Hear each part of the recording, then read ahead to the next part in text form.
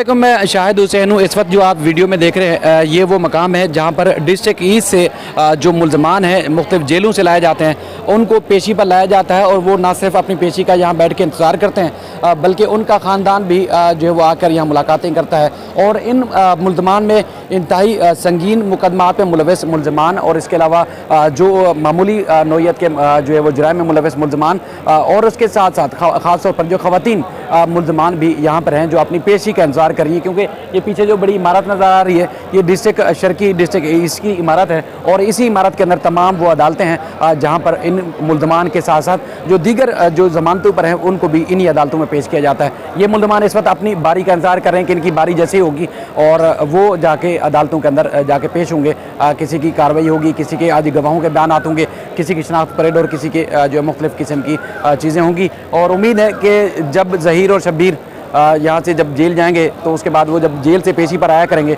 तो वो यहीं इसी शेड के नीचे बैठ के अपनी पेशी का इंतज़ार करेंगे। और ये भी उम्मीद है जो हालात और वाक़यात बता रहे हैं जब नूर बीबी भी जेल जाएंगी अपने बेटों के साथ तो वो भी इसी शेड के नीचे बैठ के जो है वो इंतज़ार किया करेंगी अपनी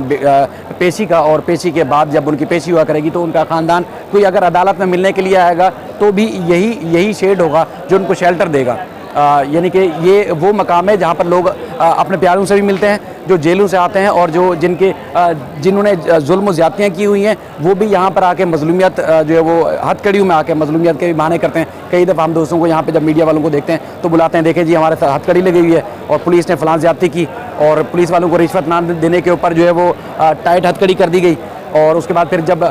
जो वेन है पुलिस की 20 मुल्ज़मान की जिसमें गुंजाइश होती है जेल से अदालत लाने की तो जो रिश्वत नहीं देते तो उनको फिर बताया जाता है कि 60 और 100 मुल्ज़मान को भी एक ही वैन के अंदर भर के लाया जाता है। तो जो आज VIP प्रोटोकॉल और रियासत की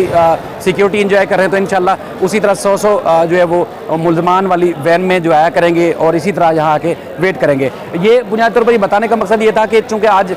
जो मुल्ज़म ज़हीर और वर्सेस स्टेट का जो केस है उसकी कार्रवाई होनी थी 6 अगस्त से तो वो चीज़ें बतानी थी लेकिन कुछ लोगों को पता चले कि यहाँ होता क्या तो इसलिए मैंने कोशिश की कि उसका थोड़ा बैकग्राउंड बता दूं कि मुस्तकबिल में होने वाला क्या है। यहाँ पर इंशाल्लाह आएंगे और फिर यहीं से खड़े होकर आपको रिपोर्ट करेंगे कि उस बेंच पे मुल्ज़िम शबीर बैठा हुआ है, उस बेंच पे ज़हीर बैठा हुआ है और अपनी पेशी का इंतज़ार कर रहे हैं। अच्छा, सूरत हाल ये है कि आज तकरीबन 4 मामलात की जो है वो समाअत होनी है। अब तक समाअत में कोई पेशरफ्त नहीं हुई है जिस वक्त हम ये वीडियो रिकॉर्ड कर रहे हैं। केस के तफ्तीशी अफसर सईद रिंद ने केस का चालान पेश करना है, अदालत ने उनको मोहलत दी थी लेकिन चालान पेश करने से पहले जो मुद्दई मुकदमा है उनके वकील जिब्रान नासिर साहब की तरफ से एक दरख्वास्त जमा करा दी गई है अर्जेंटमेंट के लिए कि यहाँ कार्रवाई मुलतवी की जाए। उसमें 2-3 चीज़ें, एक तो ये है कि वैसे उनके दीगर केसेस मुख्तलिफ अदालतों में ज़ेर समाअत हैं तो वहाँ पर उन्होंने केसेस में वहाँ पेश होना है, कहीं एविडेंस रिकॉर्ड होने, कहीं गवाहों के बयानात कलमबंद होने तो लिहाजा उनके पास आज इस अदालत में पेश होने के लिए वक्त नहीं था। और उसके बाद फिर उन्होंने अदालत से एक और भी इस्तदा की कि जब तक इस केस से मुताल्लिक़ यानी कि मुल्ज़िम ज़हीर से मुताल्लिक़ दीगर अदालतों में मामला ज़ेर समाअत हैं तब तक आप या जो जुडिशल मजिस्ट्रेट आफ्ताब भुगियो साहब हैं वो इस मामले की समाअत रोक दें, फिल वक्त वो समाअत ना करें। यानी कि एक तो जो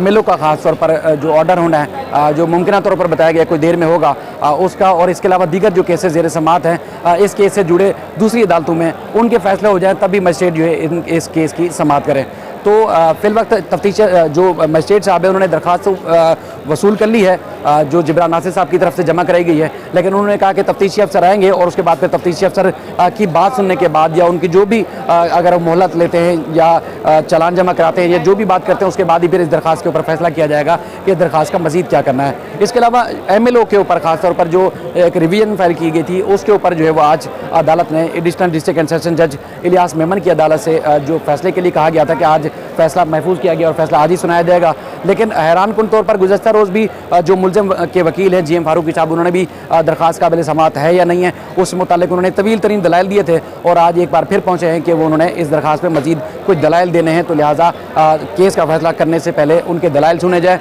तो वो इस वक्त कमरा अदालत में मौजूद हैं और उनके मुमकिन तौर पर दलाइल सुने जाएंगे और उसके बाद फिर हमें जो रीडर की तरफ से बताया गया कि तकरीबन 12 बजे के बाद MLO होना है या नहीं होना, MLO करवाने से मुतालिक जो दरख्वास्त से मंजूर होगी या मुस्तरद होगी उसके ऊपर जो ADJ है वो फैसला सुनाएंगे। इसके अलावा कुछ और भी दरख्वास्त ज़ेर समाअत है तो उसमें मैं चाहता हूँ कि मज़ीद जब प्रोग्रेस हो जाएगी तभी आपके सामने तफसीलात रखी जाए तो ज़्यादा बेहतर है। तो लिहाजा इस वक्त हम अदालत में हैं और जैसे जैसे कोई प्रोग्रेस होगी आपके सामने रखेंगे। अपना ख्याल रखिएगा। अल्लाह हाफ़िज़।